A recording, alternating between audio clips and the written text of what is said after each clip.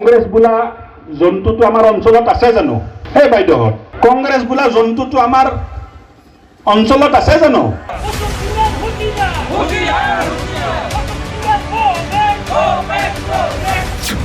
কংগ্ৰেছ নামৰ জন্তুটো এতিয়া ট্ৰেণ্ডত।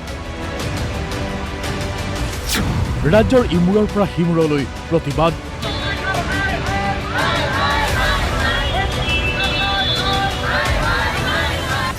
অশোক সিংহলৰ ভাষ্যই লগাইছে জুই।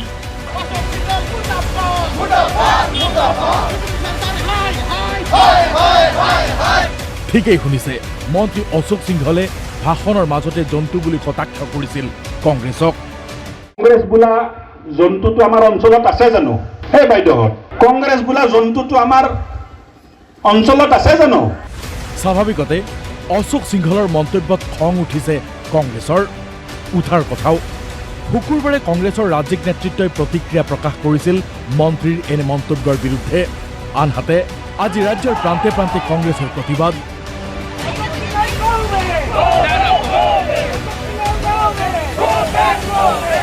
বিশ্বনাথত এনেদৰেই প্ৰতিবাদ সাব্যস্ত কৰিলে কংগ্ৰেছে।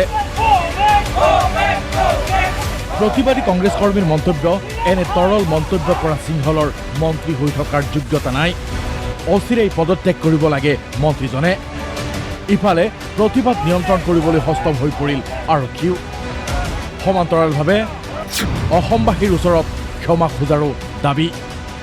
এনেকুৱা অসভ্য আচৰণ কৰা, এনেকুৱা অসভ্য কথা কোৱা আমি কোনোদিন কেতিয়াও শুনা নাছিলোঁ। কোনো মন্ত্ৰীয়ে, আগতে বহুতো চৰকাৰ আহিছে, বহুতো চৰকাৰ গৈছে, কোনো এজন মন্ত্ৰীয়ে এনেকুৱা বিপৰীত দলক বা এগেইনষ্টত থকা দলক এনেকুৱা মন্তব্য দিয়া নাই। গতিকে আমি এনেকুৱা মূৰ্খ মন্ত্ৰী বুলি ক'বলৈ বিচাৰিছোঁ এই কাৰণে, এনেকুৱা মূৰ্খ মন্তব্য দিয়ে, এনেকুৱা মূৰ্খ মন্ত্ৰীক মন্ত্ৰিত্বৰ পৰা পদত্যাগ কৰিব লাগে।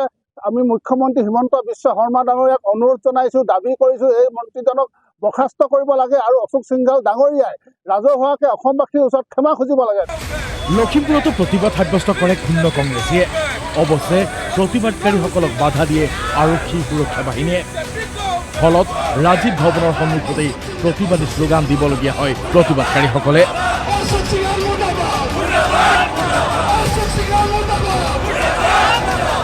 একেই প্ৰতিবাদ দেখা গ'ল বঙাইগাঁৱতো। মন্ত্ৰীৰ বিৰুদ্ধে ৰাজীৱ ভৱনৰ পৰা কংগ্ৰেছ কৰ্মীসকলে উলিয়ালে প্ৰতিবাদী সমদল। অনা অসমীয়া এজন অশোক সিংহলে অসমীয়া জনসাধাৰণক অপমান কৰিছে। ইয়াৰ জৰিয়তে আমি তাত তীব্ৰ প্ৰতিবাদ কৰিছোঁ। গতিকে সেইকাৰণে আমি ৰাজপথত ওলাই আহিছোঁ আৰু এনেকুৱা অশোক সিংহলক হাজাৰজনক আমি প্ৰত্যুত্তৰ দিম। তেওঁলোকৰ মূৰত ক্ষমতাই ধৰিছে, ক্ষমতাৰ পৰা তেওঁলোকক আমি ৰাজপথত আনিব সেই উদ্দেশ্যে আমাৰ এই যাত্ৰা। যোৰহাট নগৰৰ মাজমজিয়াত উত্তাল প্ৰতিবাদ সাব্যস্ত কৰে যোৰহাট জিলা কংগ্ৰেছ দলে। হাতে হাতে বেনাৰ প্লে কাৰ্ড লৈ যোৰহাট নগৰৰ মাজমজিয়াত প্ৰতিবাদ সাব্যস্ত। নিজৰ ভুল স্বীকাৰ কৰি বিতৰ্কিত মন্তব্য প্ৰত্যাহাৰ কৰাৰ দাবী যোৰহাট কংগ্ৰেছৰ। তেখেতে এনেকুৱা ধৰণৰ এক শব্দ ব্যৱহাৰ কৰিছে যিটো ভদ্ৰ সমাজত কেতিয়াও গ্ৰহণযোগ্য কোনো কাৰণত নহয়। গতিকে আমি ইয়াৰ তীব্ৰ প্ৰতিবাদ জনাইছোঁ আৰু আমি ইয়াৰ পৰা আহ্বান জনাইছোঁ তেখেতে অনতি পলমে নিজৰ ভুল তেখেতে স্বীকাৰ কৰক, নিজৰ দোষৰ বাবে তেখেতে ক্ষমা বিচাৰক। মুঠৰ ওপৰত মন্ত্ৰী অশোকৰ এটা বাক্যই এতিয়া জুই লগাইছে অসমৰ ৰাজনীতিত। কংগ্ৰেছেও অব্যাহত ৰাখিছে প্ৰতিবাদ। কিন্তু কংগ্ৰেছৰ প্ৰতিবাদত নতজানু হৈ মন্ত্ৰীজনে ক্ষমা বিচাৰিবনে? গতিবিধি চাই আছে অসমৰ ৰাজনৈতিক মহলে। News desk, DY365।